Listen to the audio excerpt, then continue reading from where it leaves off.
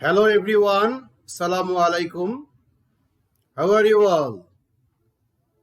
Yes, I know you are all okay and fine. This is Shahidul Islam. Welcome you all from online school. Dear student, in this moment, those who are in my online class, I would like to thanks everyone for enjoying my class. Dear student, series wise, I am discussing, today I will discuss with you about narration, and yesterday I discussed with you assertive sentence, and today I will discuss with you interrogative sentence. Let's enjoy the class. Okay.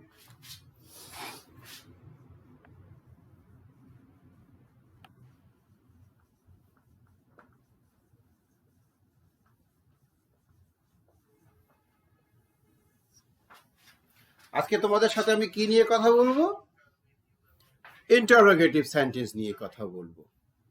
প্রিয় শিক্ষার্থীবৃন্দ, তার আগে তোমাদের জানা দরকার যে what is interrogative sentence. Interrogative sentence কি তোমরা নিশ্চয়ই জানো।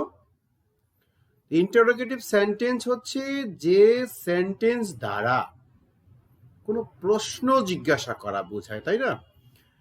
আর ইন্টারোগেটিভ সেন্টেন্সের ক্যারেক্টারিস্টিক্স কি? বাক্যটির শেষে একটি প্রশ্নবোধক চিহ্ন বা নোট অফ ইন্টারোগেশন সাইন থাকবে। ওকে, তো তোমরা কি জানো যে ইন্টারোগেটিভ সেন্টেন্স কত প্রকার? জানো? ওকে, ইন্টারোগেটিভ সেন্টেন্স মূলত 3 প্রকার। কি কি আমি একটু দেখে দেই। দেখো, do you help me? আবার দেখো, what do you want? আবার দেখো, he is my student.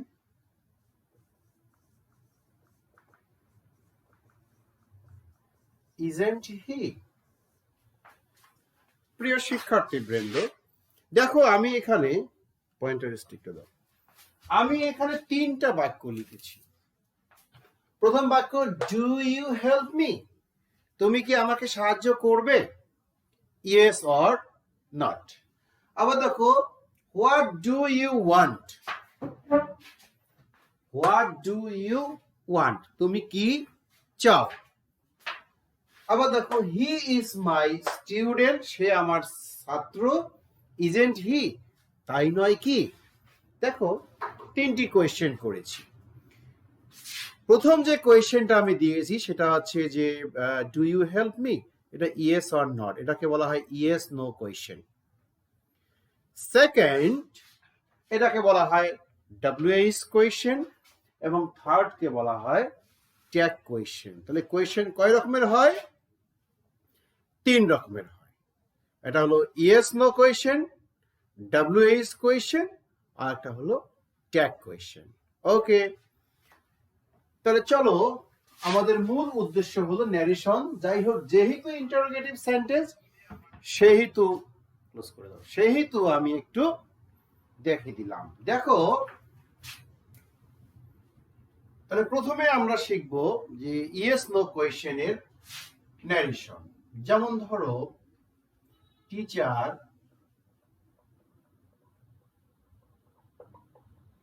said to me, শিক্ষক আমাকে বললেন। কি বললেন?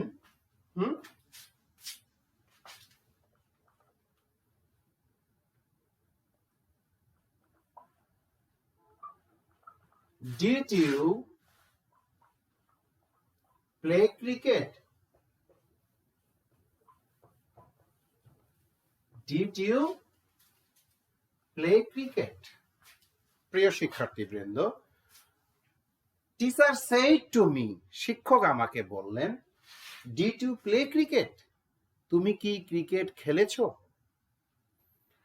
তাহলে এটা কি দ্বারা শুরু হয়েছে? এই প্রশ্নের উত্তর কি হবে? Yes or not. আমি কি বলবো?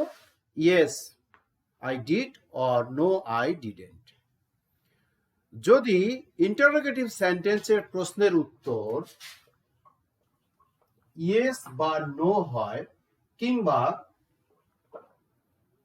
বি ভার্ব দ্বারা আরম্ভ হয়, তাহলে এই যে কমা আর ইনভার্টেড কমা তুলে কি বসে, কনজাংশন কি বসাতে হবে, ইফ বসে। খেয়াল থাকবে, আমরা গত ক্লাসে দেখেছিলাম যে অ্যাসার্টিভ সেন্টেন্সে দ্যাট বসে কনজাংশন, তাহলে ইন্টারোগেটিভ সেন্টেন্সের বি ভার্ব দিয়ে শুরু হলে কি বসাবা, ইফ বসে। কখন, যদি সেটা বি ভার্ব দিয়ে শুরু হয়। আর সেইটার পরিবর্তে কি বসে, আমরা গত ক্লাসে বলেছি আস্কড বসে। হ্যাঁ, ওকে, তাহলে কি হবে, উত্তর কি হচ্ছে, টিচার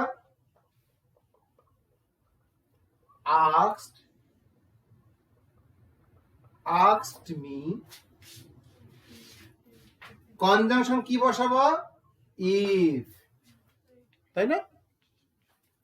এখন দেখো এই সেন্টেন্সটা কোন টেন্সে আছে। আমি গতকাল বলেছিলাম যদি রিপোর্টিং ভার্ব পাস্ট টেন্সে থাকে তবে রিপোর্টেড স্পিচের ভার্বের সূত্র অনুযায়ী পরিবর্তন হয়। গত ক্লাসে বলেছি প্রেজেন্ট ইনডিফিনিট থাকলে পাস্ট ইনডিফিনিট হয়, প্রেজেন্ট কন্টিনিউয়াস থাকলে পাস্ট কন্টিনিউয়াস হয়, মনে আছে তোমাদের? গুড। তাহলে ডিড ইউ প্লে ক্রিকেট, এটা কোন টেন্স, এটা হলো পাস্ট ইনডিফিনিট। পাস্ট ইনডিফিনিট তাহলে কি করতে হবে, হ্যাঁ পাস্ট পারফেক্টে গঠন করতে হবে। তাহলে ইফ, হ্যাঁ সাবজেক্ট কে, ইউ, সেকেন্ড পারসন ফলো করে কাকে, অবজেক্ট কে, মিয়া, তাহলে কি হবে, মি থাকলে হবে আই, কারণ ইউটা সাবজেক্ট হিসেবে আছে, মি এর সাবজেক্ট হলো আই। তাহলে পাস্ট পারফেক্ট করো, ইফ আই হ্যাড, প্লের ভি3 কি করবো এখন, played, PLAYED, played cricket, CRICKET। বন্ধুরা বুঝতে পেরেছো? হ্যাঁ, ফাইন। একটা করতে দেই, করো দেখি। ওকে,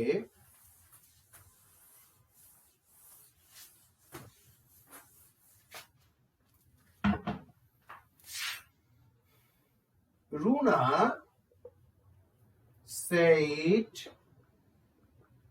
said, will you help me, করো দেখি এটা। তাহলে কি হবে, প্রশ্ন কি হবে, রুনা said কি হবে, asked, কনজাংশন কি দিবা, ইফ, ইউ ফলো করে কাকে, সেকেন্ড পারসন কাকে ফলো করে, অবজেক্ট নাই, মনে মনে কি ধরতে হবে, মি। গুড। তাহলে ইফ আই,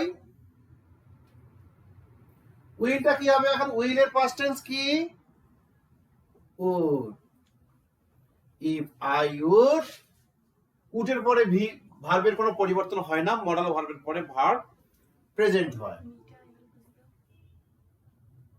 হ্যাঁ, মি কোন পারসন, মি কোন পারসন, হ্যাঁ কেন, আই, মাই, মাইন্ড, মি, খেয়াল নেই, ফার্স্ট পারসন ফলো করে কাকে, সাবজেক্ট। এটা কোন কেস, অবজেক্ট। তাহলে কি হবে, if I would help her, আর হার বলতে কে এখানে, Runa. Understand? Okay, very good. এবার আসো পরবর্তী আর একটা নিয়ম শেখাই। তাহলে বি ভার্ব দিয়ে পারবা না এখন? ওকে, আর একটা কথা বলি, asked এর পরিবর্তে ASKED, asked বা asked এর পরিবর্তে লেটেস্ট যে নতুন একটা নিয়ম আছে, তোমরা এটি ব্যবহার করতে পারবা প্যাসেজ ন্যারেশনের ক্ষেত্রে। want to অথবা wanted to know ব্যবহার করা যায়। ওয়ান প্রেজেন্ট টেন্সে, ওয়ান্টেড পাস্ট টেন্সে ব্যবহার করব। হ্যাঁ, খুব সহজ বলছি না, ন্যারেশন খুবই সহজ। হ্যাঁ, ওকে, দেখো তো যদি বি ভার্ব দিয়ে শুরু না হয়ে WH ওয়ার্ড দিয়ে শুরু হয় সেই ক্ষেত্রে কি হবে? যেমন টিচার said to me, শিক্ষক আমাকে বললেন। কি বললেন? What is your name? তোমার নাম কি? শিক্ষক আমাকে বললেন হোয়াট ইজ ইয়োর নেম। বলো তো বন্ধুরা, হোয়াট দিয়ে শুরু হলে কি এটা ইয়েস নো? ইয়েস নো দিয়ে শেষ করতে পারবে না, ইয়েস নো দিয়ে শেষ করা যাবে না। WH ওয়ার্ড দিয়ে শুরু হলে উক্ত WH ওয়ার্ডটিকে তোমাকে কনজাংশন হিসাবে রাখতে হবে। হ্যাঁ, তাহলে আমরা কি করব? টিচার asked me অথবা teacher wanted to know me, wanted to know me। হ্যাঁ, বাস, তাহলে হোয়াটটাকে আগে নিয়ে আসো, হোয়াটই লেখো, হোয়াট। হ্যাঁ, what subject K?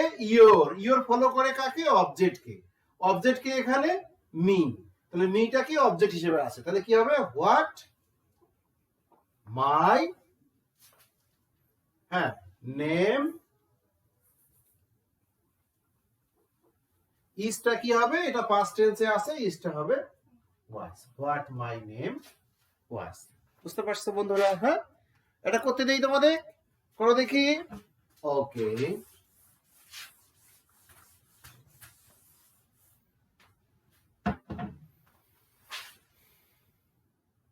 Nila said to Runa,